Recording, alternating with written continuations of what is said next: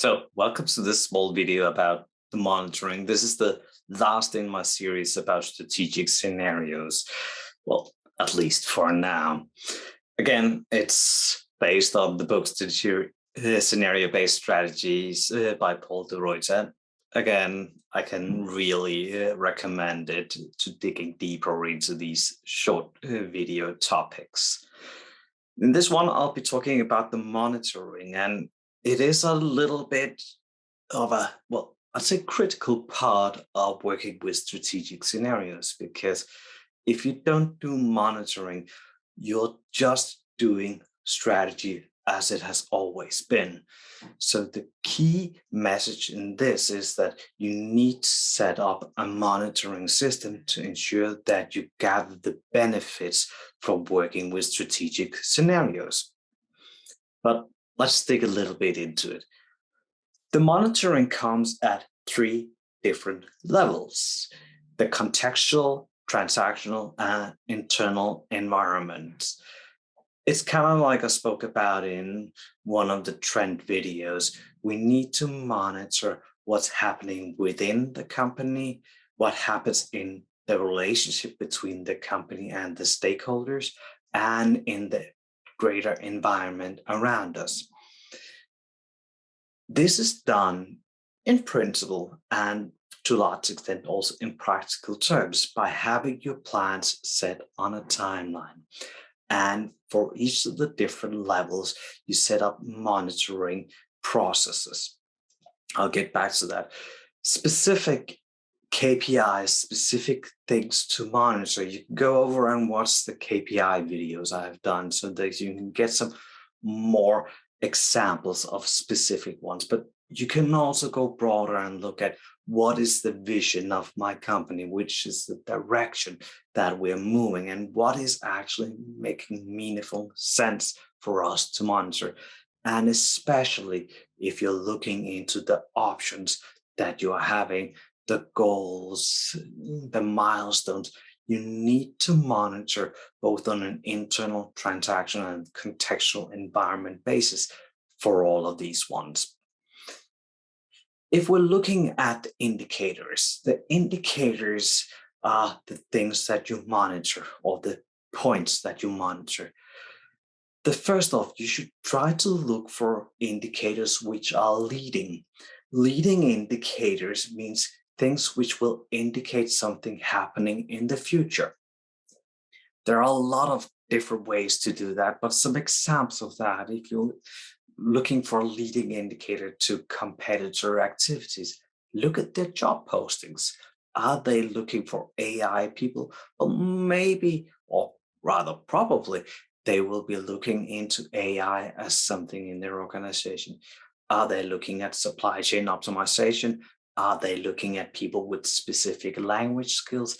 Well, then there is something happening in relation to the suppliers or in relationship to the markets that they are addressing.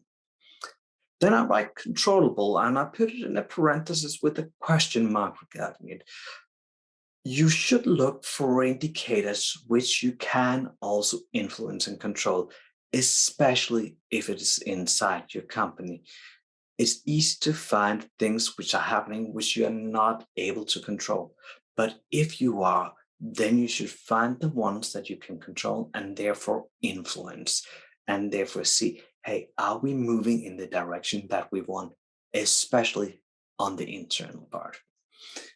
I'm also writing you should color code for action, meaning that you could use the stoplight signs, the green, orange, or yellow, and the red. Is this something that we should do something about now, or is it something that we should monitor closer? Maybe set our observation time frame shorter. Then the last part is that you want to connect things. You want to connect what's called the factors and the actors. The factors being the trends that you have identified in your trend analysis and which is part of your strategic scenarios. Who are the people involved in these things? Follow these people, see what they are up to. Are they attending conferences? Are they posting things on LinkedIn, or are they posting on Twitter? Those are the things that you would want to have monitored so that you can get it. You can also use this outside to inside perspective for adapting it, watching what keywords are trending, what conference papers are posted, which of the conferences in your industry are happening, and what are the topics there, and how do they relate to your company actions? How do they relate to the strategy and the scenarios to give you an indication of where things are moving? One of the classic indicators, also a good leading indicator, is what's called the PMI index. It's a purchasing managers index, which says the sentiment or the optimism for purchasing managers around the world. Are they optimistic about how things are going? Well, most likely that means that within the companies, they've gotten the indicators or the questions. Hey, can I purchase or can I sell more? And can you purchase more for us to sell? Which also leads me to this incentivizing.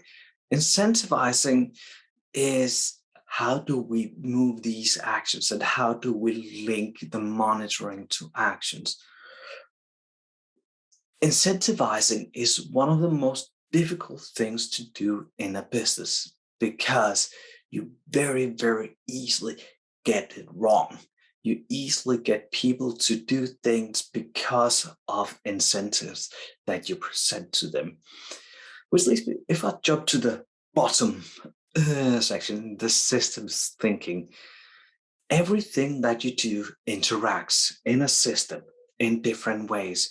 So what you appreciate in your organization and what you punish within your organization will shape what people are doing, which also means that the criteria for the incentives that you set up, both in an appreciative way and in a punishable way, needs to have these three criteria: resolve an obvious problem, has a well-defined process.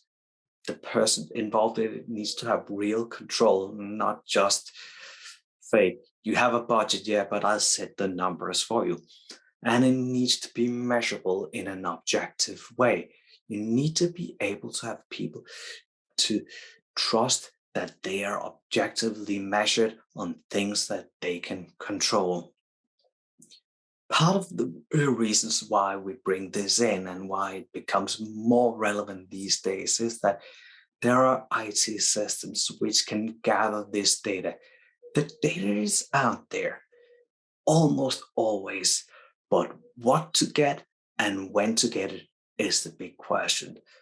Go get one of your data analysts or someone with skills in data analysis and set up dashboards which can highlight these things for you so you get some proper incentives to move the organization in the right direction while you monitor the right things.